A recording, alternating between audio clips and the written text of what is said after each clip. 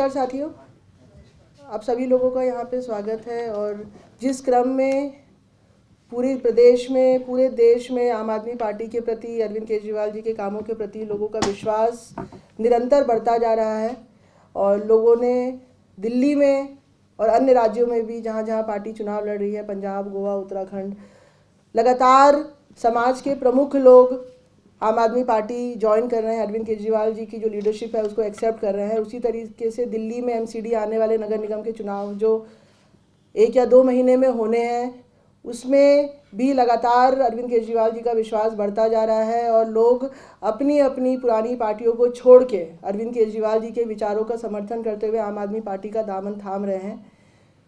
उसी कड़ी को आगे बढ़ाते हुए आज हम सब लोगों के लिए बहुत ही गर्व का विषय है, रोहतास नगर विधानसभा से हमारे एक्स काउंसलर रहे हमारे बड़े भाई अनिल गौतम जी आज आम आदमी पार्टी अपने पूरी टीम के साथ ज्वाइन कर रहे हैं। तो एक गर्व का विषय है उस क्षेत्र के लिए, हम सब के लिए, और खुशी है कि आज आम आदमी पार्टी अरविंद केजरीवाल जी के विचारों को, उनकी जो व्यवस्था है दिल्ली में, चाहे वो शिक्षा की व्यवस्था हो, स्वास्थ्य की व्यवस्था हो, बिजली हो, पानी हो, महिलाओं के लिए डीटीसी में बस यात्रा हो, उन सभी चीज़ों का समर्थन करते हुए आज अनिल भाई अपनी पूरी टीम के साथ में, इन्होंने पूरी लिस्ट दिया यहाँ पे, पूरी उस वार्ड की, रोहतास नगर विधानसभा की, जिले के भी जो कांग्रेस के लोग हैं, पूरी की पूरी ब्लॉक कमेटी आज यहाँ पे कांग्रेस की, आम आदमी पार्टी का दामन थाम रही है। तो आप सभी लोगों का बहुत बहुत स्वागत है, बहुत बहुत अभिनंदन है आम आदमी पार्टी में।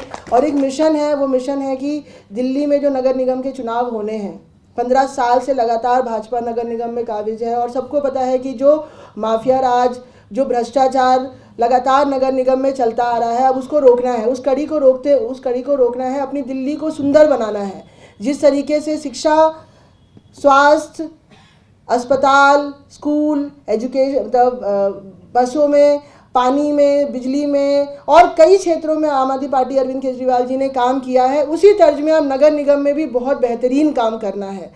और वो विश्वास आप लोगों का मिला, आप सब लोगों ने आज ये निर्णय लिया कि आम आदमी पार्टी का दामन थामेंगे। अनिल भाई आज हमारी परिवार का हिस्सा बनने जा रहे हैं, आपका बहुत बहुत स्वागत है। और मिलकर इस लड़ाई को जीतना है, दिल्ली को सुंदर बनाना है, दिल्ली को भ्रष्टाचार मुक्त बनाना है, दिल्ली को एक आइडियल बनाना है, जो एक तरह से एक मॉडल दिल्ली सरकार ने आज पूरे देश के सामने रखा है।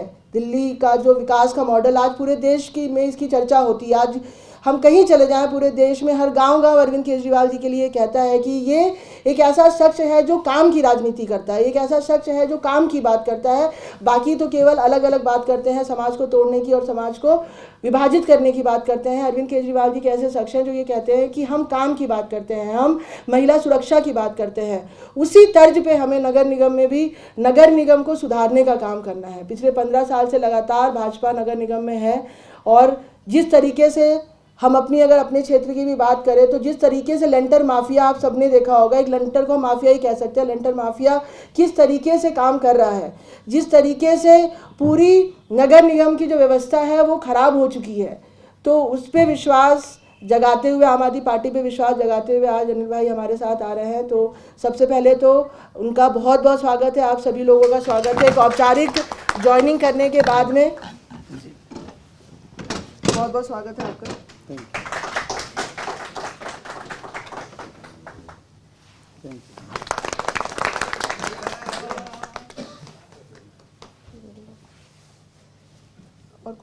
और कोई है तो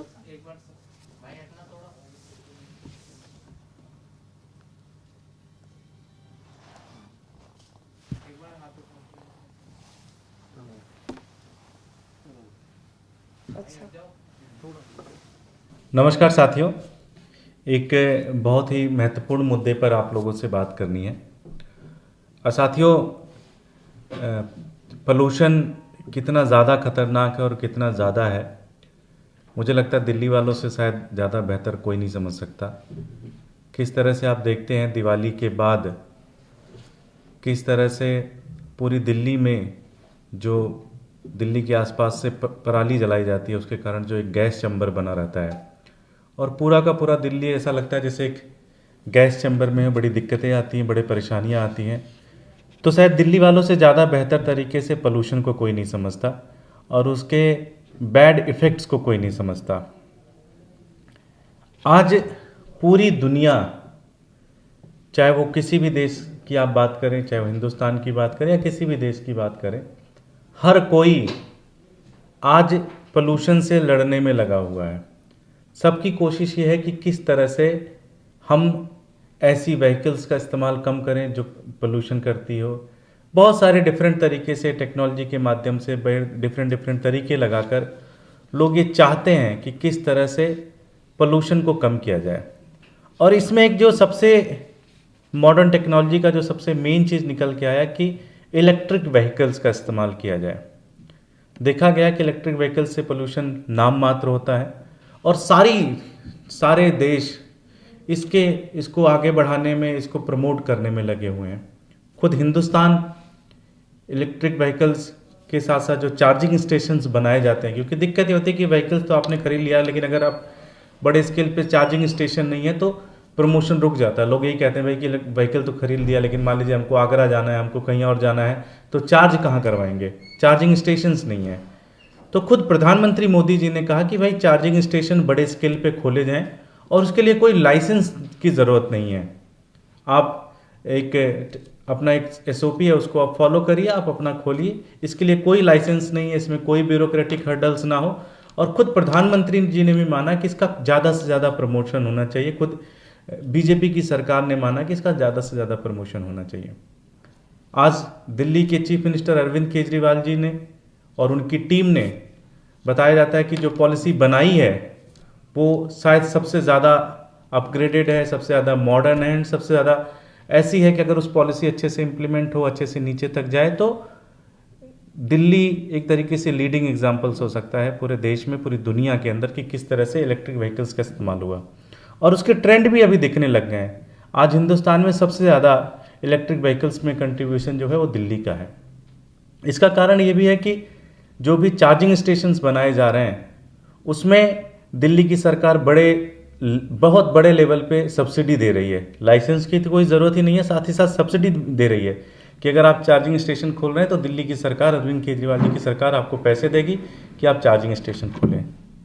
लेकिन कहते हैं कि जब एक ऑर्गेनाइजेशन पूरी तरह से चोरी पे लग जाए, एक ऑर्गेनाइजेशन चोरों का ग्रुप हो जाए पूरी तरह से, तो वो हर जगह पैसा कमाने के चक्कर में लगे रहते हैं।